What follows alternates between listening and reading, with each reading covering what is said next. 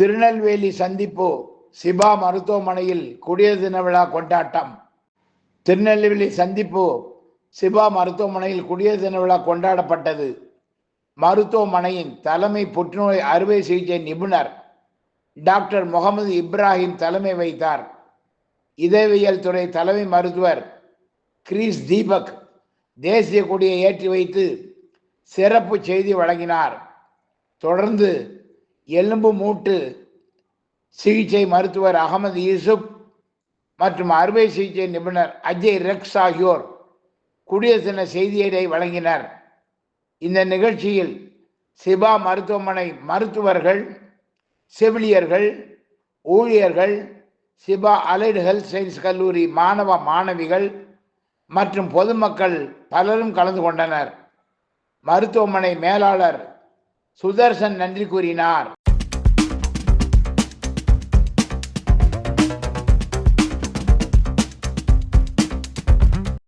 கொண்டு வந்தது. இது ஈஸியா வந்துடுறது கிடையாது. நம்ம சுதந்திரம் அடைந்தாலும் நம்மளோட 36ல பிரிட்டிஷ் அரசாங்கத்தால எழுதப்பட்டதா தான் இருந்தது.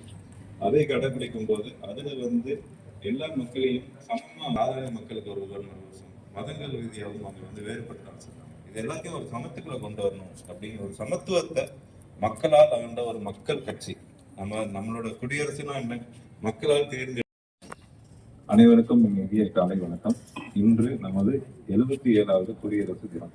அதாவது சுதந்திரம் பெற்றது நம்ம 1947 இருந்தாலும் குடியரசு தினம் 1950 தான் உருவாக்கப்பட்டது. இது ஏன் நம்ம கொண்டாடுறோம் அப்படின்னா, இந்த நம்ம சுதந்திரத்துக்காகவும் இந்த குடியரசு சட்டத்தை உருவாக்கி நமக்காக ஒரு கான்ஸ்டிடியூஷன் ரெடி பண்ணவங்களுக்காக அவங்க பட்ட போராட்டங்களை ஒரு நினைவு கூர்ந்து அவங்களுக்கு ஒரு நன்றி தெரிவிக்கிற விதமாக தான் நம்ம குடியரசு தினமா கொண்டாடுறோம். ஸோ நம்ம எல்லாருக்கும் தெரியும், ஆங்கிலேயர்கள் நம்மளோட இந்திய அரசை ஒரு இந்தியாவை ஒரு கிட்டத்தட்ட ஒரு 200 வருஷமா ஈஸ்ட் இந்தியா கம்பெனிங்கிற பேர்ல ஆண்டுகிட்டு இருந்தாங்க. அவங்கள்ட்ட ஒரு சுதந்திரம் வேணும்னு சொல்லி நம்ம ஒரு 50-70 வருஷமா நம்மளோட மூதாட்டியர்கள் நம்ம போராட்டப்பட்டு கஷ்டப்பட்டு ஒரு சுதந்திரம் அடைந்தும் நமக்குன்னு ஒரு வலுவான சட்டமைப்பு திட்டம் இல்லை. நம்ம நாடு வந்தாலும் நமக்குன்னு ஒரு வரையறுப்பு வேணும் இல்லையா? இவங்க எல்லாருக்கும் இப்படிப்பட்ட ஒரு நீதிகள் பிளஸ் தண்டனைகள்